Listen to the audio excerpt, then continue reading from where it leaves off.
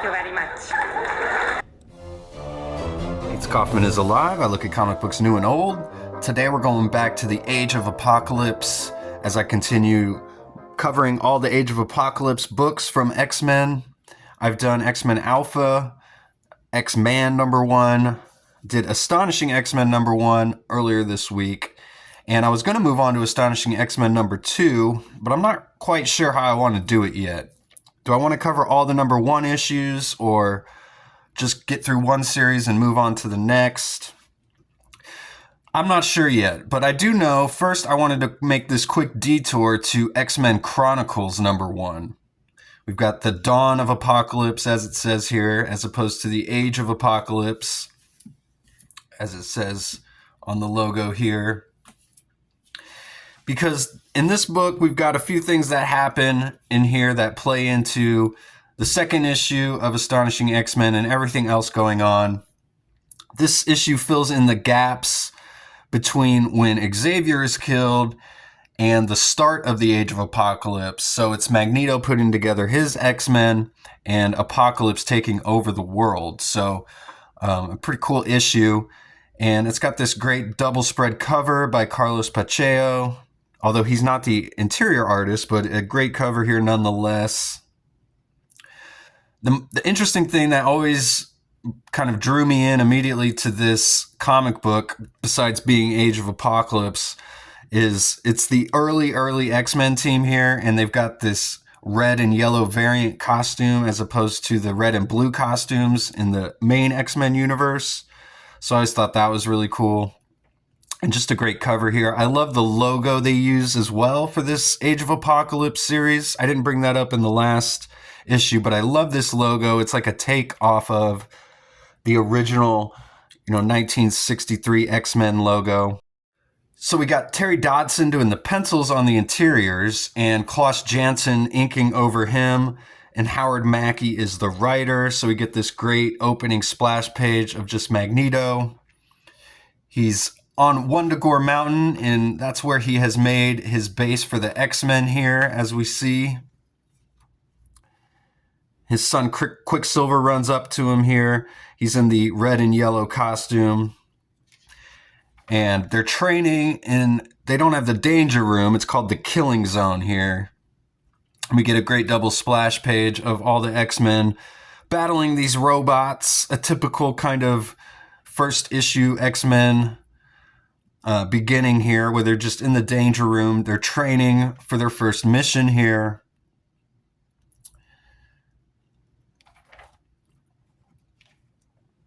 Magneto decides to join the team as well and see how they all work in battle. He's going to push up to level 4. We've got Wanda here. She's saying, level 4? We've never. Until now, Wanda. Learn to adapt, he says. Learn to adjust. Learn to survive. And then we meet Weapon X here for the first time, as Magneto has found this mutant, and he introduces them to the rest of the X-Men.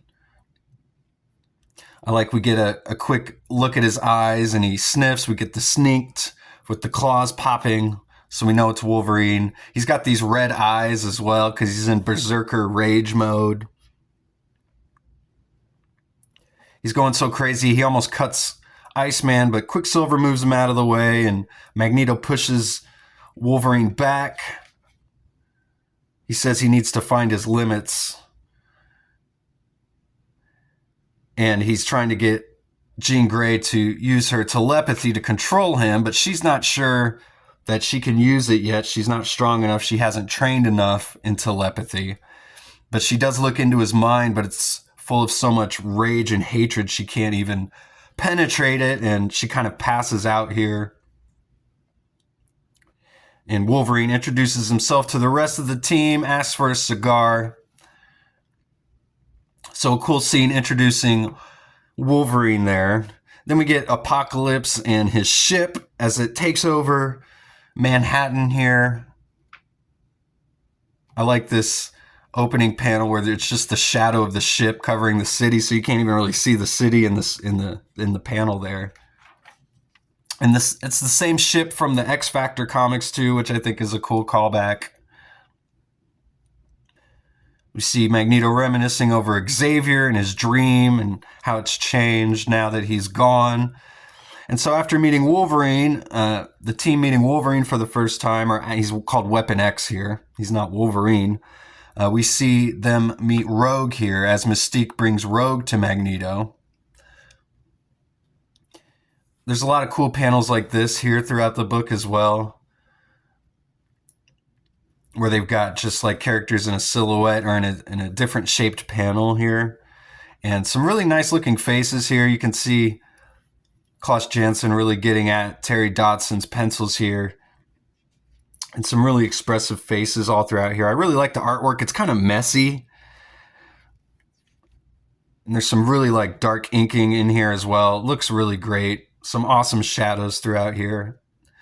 So Mystique leaves Rogue with Magneto here.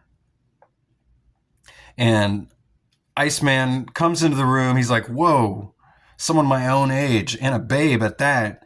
And he tries like touching her arm and she punches him back. She's like, don't anyone ever touch me. And then we find out a little bit of backstory to this version of Rogue where she was, there was an attempted abduction by Polaris, who's working for Magneto, or who's working for Apocalypse, I should say. And Rogue was able to fend Polaris off by absorbing part of her powers. So now Rogue has some magnetic abilities as well, which is how Magneto and Rogue are able to touch. Again, we get another one of these like circular panels here. I like the panel layouts in here are really nicely done, I feel like, too. So Magneto, he might get canceled for something like this today because he's like a 60-year-old man, and Rogue clearly very young, almost a teenager here. But eventually they do get together and have a child. So finally the plot starts to kick in. We've got Apocalypse's horsemen here. Gideon, Kandra, War, Death, and Sabretooth. And they're attacking a nuclear base. They're trying to take over all the nuclear warheads from the United States. Pretty simple storyline here. Very reminiscent of that very first issue of X-Men where Magneto's the one trying to take over the nuclear missiles. But in this universe, we got Apocalypse doing it with his horsemen here. So the X-Men have to go try and defend all of planet Earth from Apocalypse launching the nukes.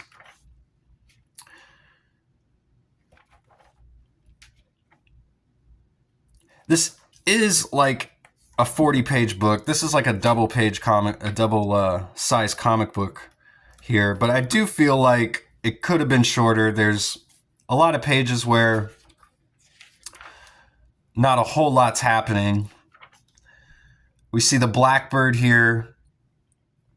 Wolverine's hitting on Jean Grey. She's having none of it. And Scarlet Witch, she stays behind. She says she needs someone here she can trust to take care of the school in case. And she says, don't say it. And she says, just come back, all of you, please.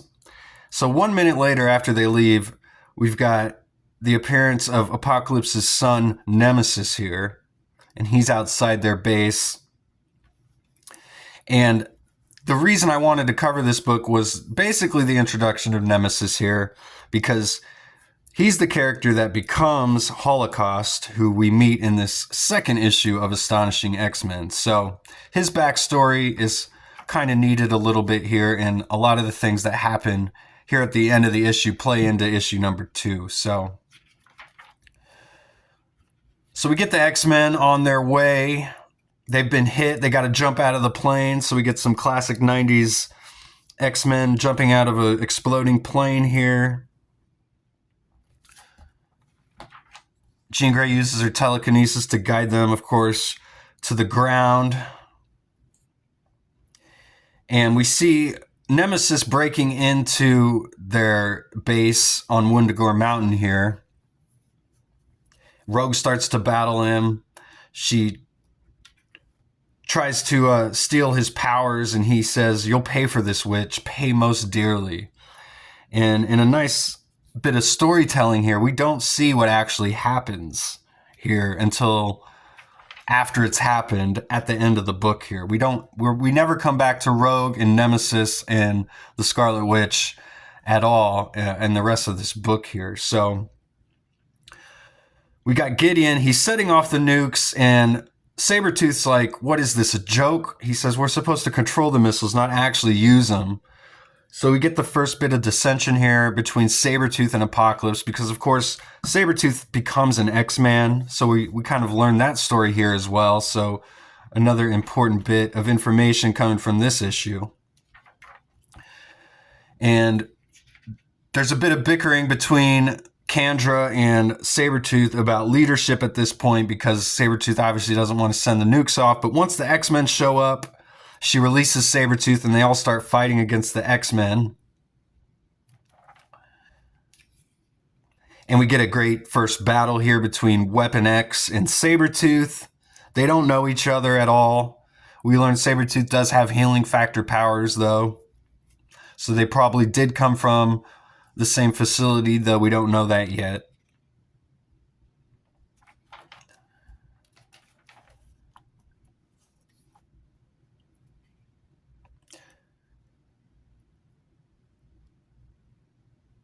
So then we get a battle of telepaths here between Kandra and Jean Grey. She says, I'll handle this one. And Magneto goes to find Gideon. And they have a bit of a battle here between each other. Gideon says he absorbs Magneto's power, so he uses it back against him, which is his power.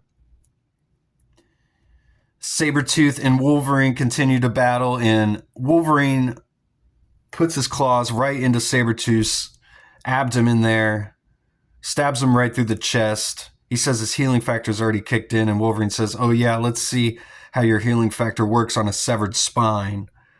And then he breaks his back there, and Wolverine says, sorry, pal, but when it comes to Weapon X, there ain't no competition. So maybe that's his new catchphrase.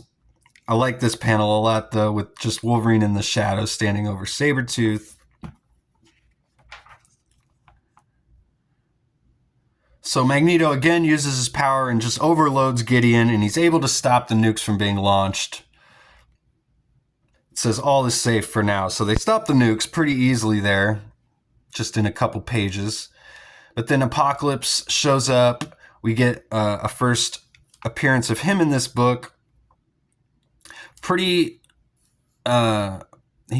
stays pretty close to what Joe Madureira was drawing Apocalypse. It's the same costume he would be wearing in future issues, which kind of surprised me when I was reading this. I thought it might be like the old Apocalypse costume since this is taking place in the past, but that's how he looks there. So Apocalypse shows up and he points his guns at the X-Men. He engages his weapon systems, but that's when Magneto shows back up and stops the weapons from firing at the X-Men. So Magneto really doing all the heavy lifting here, it seems like.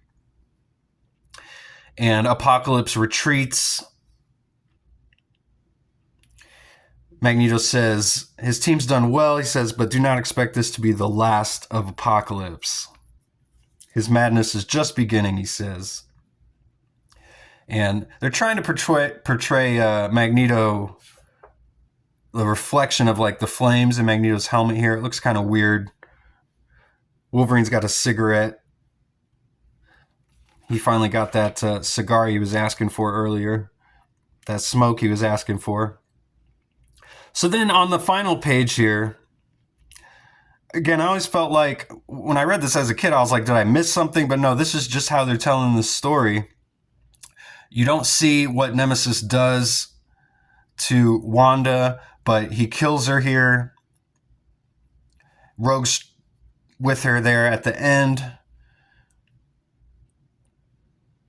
She tells Rogue that to be a friend to her father. And then she dies in the arms of her father here on the final page. So we get the death of Wanda, which explains why she's not here during the Age of Apocalypse, which is probably an important point because if she was, she probably could have put a stop to Apocalypse before any of this happened. Maybe Apocalypse knew that, and that's why he took her out early here. So This is cool, though. Again, this is like a 64-page book. And I highly recommend picking this up if you're a fan of Age of Apocalypse. Fills in some holes and fills in the gaps in between. So, and gives us the origin to Magneto's X-Men. So a really fun issue. But that's not all. In the back, we also get an X-Men pinup gallery. It says Visions of a Shattered World. So we get Beast here by Ann Churchill and James Pascoe. We got Magneto in Rogue by Tom Grummett and Matthew Ryan. We get Weapon X by Jay Lee. Really cool Jay Lee drawing here with Weapon X and Jean Grey. Kind of interesting that you don't see his missing hand. It's actually hidden behind him there. And these are all really early pinup sketches. I feel like when they're just kind of mapping things out. So I almost even wonder if they knew he wouldn't have his other hand yet, or maybe that was done on purpose. We get Factor X. This is by Brian Hitch and Paul Neary. So some really early Brian Hitch stuff of that Factor X. We get Ann Churchill and Tim Townsend doing X-Men here. This double page.